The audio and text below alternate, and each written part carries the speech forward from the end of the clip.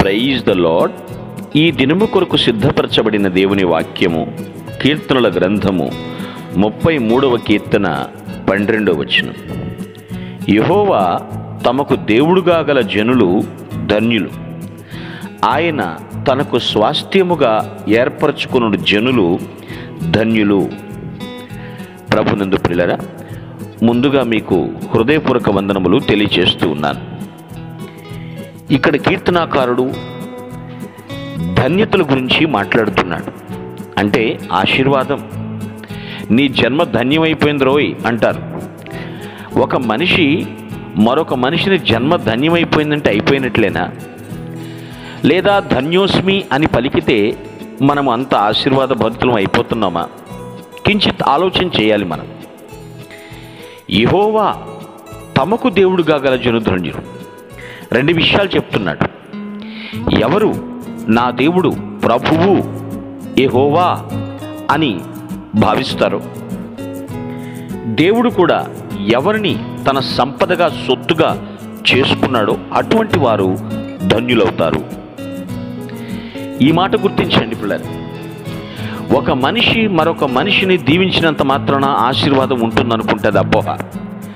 అయితే దీవించబడినటువంటి మనిషి, దీవించినటువంటి మనిషి, వీరిద్దరిలో కూడా ప్రభు అభిషేక కార్యము ప్రసరించినప్పుడు దేవుడు సంతృప్తిని అనుగ్రహిస్తాడు, సమృద్ధిని అనుగ్రహిస్తాడు, నెమ్మదిని ప్రసాదిస్తాడు. అయితే అదృశ్యమైనటువంటి దేవుని యొక్క దీవెన తన అభిషేక్తుని ద్వారా అందిస్తూ ఉన్నాడని నమ్ముతూ ఉంటారు. అయితే ధన్యులం ఎప్పుడవుతాం? నేను నా దేవుడుగా ప్రభువును ఉంచుకున్నప్పుడు ధన్యుడవుతాను. నా నాథుడుగా, నా మార్గదర్శిగా, నన్ను నడిపించే నాయకుడుగా నాకు ప్రభువు తప్ప వేరెవరూ లేరని నేను ఎప్పుడు సంపూర్ణంగా భావిస్తానో అప్పుడు నేను ధన్యుణ్ణి. అంతే తప్ప ఎవరో ధన్యోస్మి అంటే మనం ధన్యులము కాలేము కదా ప్రియులారా. ఆయన తనకు స్వాస్థ్యముగా, సంపదగా, సొత్తుగా మనల్ని ఏర్పాటు చేసుకుంటే, అంటే మనం ఎవరం? దేవుని సంపదల గని. మనమే ఆయన గని అయినప్పుడు, ఆయన సంపద అయినప్పుడు మనం ధన్యులము కాక ఏమవుతాము? ధన్యులు గ్రీకు భాష నుంచి తెలుగు అర్థం చెప్పాలంటే, ధన్యులు అనగా దైవము కలిగిన వారు, అంటే దేవుడు గలవారు. డబ్బు గలవారు అంటారు చూసారా? డబ్బు ఎక్కువ ఉంటే దైవము గలవారు, దేవుణ్ణి కలిగిన వారు ధన్యులవుతారు. మిగిలిన వారు అన్యులు అన్నారు ఒక ఆయన. లేకపోతే ధన్యులు కాని వారు దరిద్రులు అన్నారు మరొక ఆయన. మనము ధన్యులము కావాలి. యేసుక్రీస్తు వారు కొండ మీద ప్రసంగించిన ప్రసంగంలో, గిన్నిస్ రికార్డెడ్ అయినటువంటి ఆవర్తమానంలో ధన్యతల గురించి మాట్లాడారు ఆయన. ప్రతి ఒక్కళ్ళు ధన్య జీవితం జీవించాలని కోరుతున్నాడు ఆయన.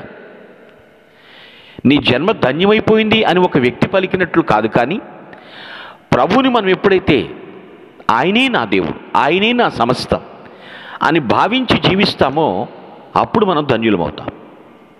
ఆ తర్వాత ఏ లక్షణాలైనా, సుగుణాలైనా సరే, దేవుడు మనల్ని వీరు నా సంపద, నేను ఏర్పరచుకున్న సంపద అని ప్రభువు భావించినప్పుడు మనం ధన్యులమవుతాం. ఇది జరగాలంటే క్యారెక్టర్లో చాలా చేంజెస్ రావాలి కదా. మునుపటి జీవితానికి ప్రస్తుత జీవితానికి పరివర్తన కనపడాలి కదా పిల్లరా. ఎస్, ఖచ్చితంగా కనపడాలి. ధన్యకరమైనటువంటి జీవితం అంత తేలిగ్గా వచ్చేస్తుందా?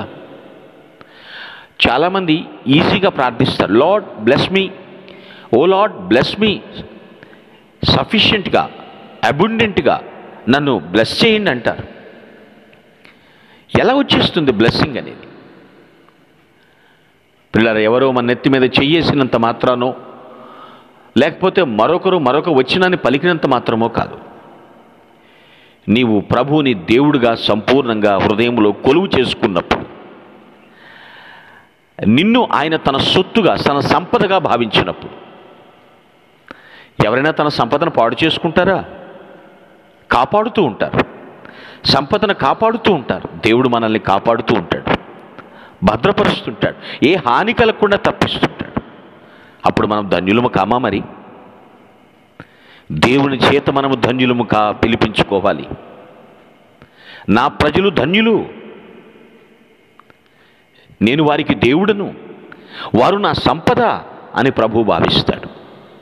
ప్రభునందు పిల్లరా, ధన్యులముగా జీవిద్దాం, ధన్యత కలిగి జీవిద్దాం. మన జీవితం ద్వారా అనేక మందిని ప్రభు ద్వారా ధన్యులముగా చేయుదుముగాక.